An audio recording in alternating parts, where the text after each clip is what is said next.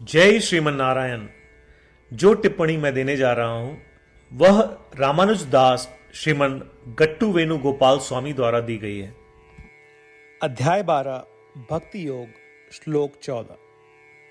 संतुष्टः सततं योगी यतात्मा दृढ़निश्चयः मय्यर्पित मनोबुद्धिः यो मद्भक्तः स मे प्रियः।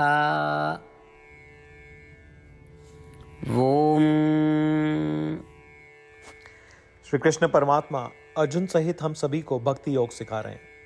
परमात्मा कह रहे हैं, अर्जुन, जो भक्त अपने पास जो भी है और जो भी वे पाते हैं उसमें संतुष्ट रहते हैं, जो भक्त यह ध्यान में रखते हैं कि आत्मा परमात्मा की है, जो भक्त अपने मन में यह बात रखते हैं और इस प्रकार अपने मन को वश में कर लेते हैं, जो लोग वैदिक शास्त्रों में अटूट विश्वास रखते हैं और जो अपने मन और बुद्धि को मुझे समर्पित कर देते हैं, वे ही मेरे प्रिय भक्त हैं।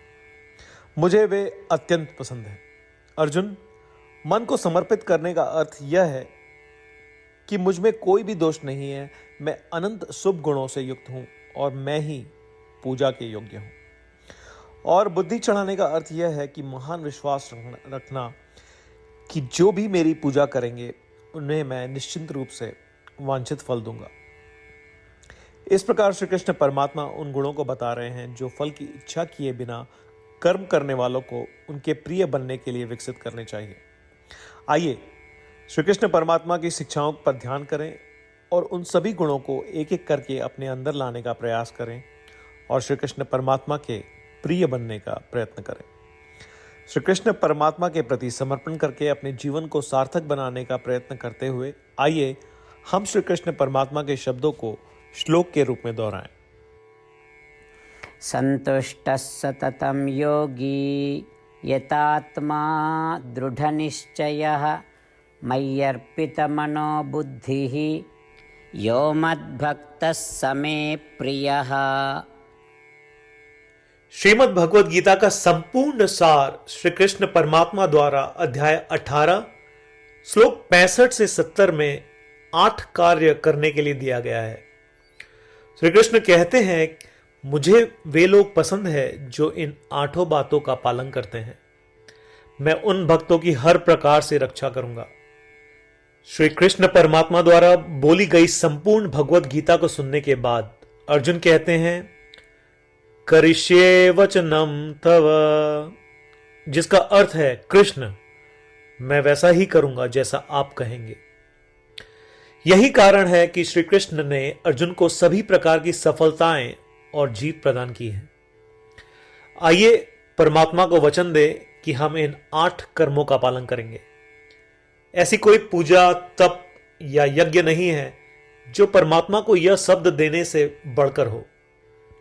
मैं कहूंगा कि ये 8 प्रतिज्ञाएं हमें करनी चाहिए। कृपया आप सभी इन्हें अपने दिल और दिमाग में सोचें।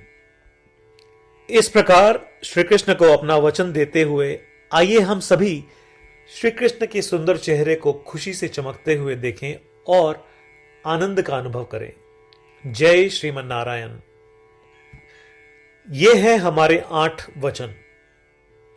हमारा पहला वचन, हे श्रीमन नारायण, जैसा आपने निर्देश दिया मैं हमेशा आपका ध्यान करूंगा और आपके बारे में सोचूंगा। हमारा दूसरा वचन, हे श्रीमन नारायण, जैसा कि आपने सलाह दी मैं हमेशा आपका भक्त रहूंगा।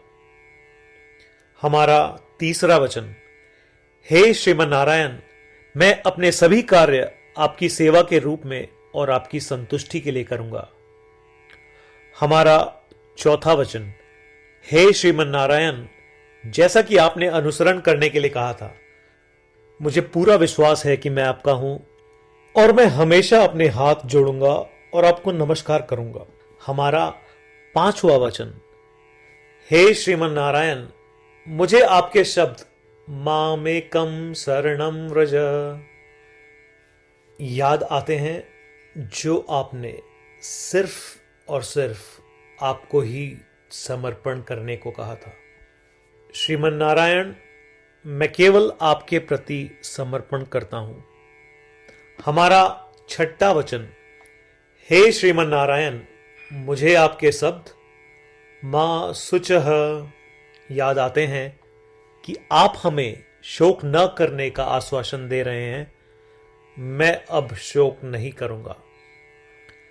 हमारा सातवां वचन, हे श्रीमन नारायण, आपने हमारे लिए श्रीमद् भगवद गीता देकर हम सभी पर कृपा की है और आशीर्वाद दिया है। मैं कम से कम एक श्लोक पढ़ने या सुनने का वादा करता हूं। हमारा आठवां वचन, हे श्रीमन नारायण, आपने सारी मानवता को गीता प्रदान की। मैं गीता में आपके दिव्य शब्दों को उन भक्तों तक फैलाने का प्रयास करूंगा जो गीता से अपरिचित हैं। हमने अभी अभी परमात्मा को 8 वचन दिए हैं। प्रतिदिन श्रीमन नारायण को यह वचन देना कि हम वैसा ही करेंगे जैसा वे कहेंगे, अपने आप में एक महान पूजा है। आइए हम उसे अपने अटल विश्वास के साथ अपना वचन दें।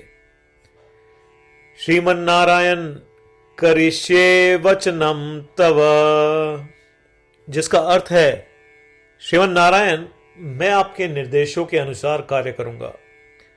सर्वम श्री कृष्णार्पणमस्तु। जय श्रीमन नारायण। संतुष्टः सततं योगी यतात्मा दृढनिश्चयः मय्यर्पित मनोबुद्धिः यो मद्भक्तः स मे प्रियः। ॐ संतुष्टः सततं योगी यतात्मा दृढनिश्चयः मय्यर्पितमनो बुद्धिः यो मद्भक्तः स मे प्रियः।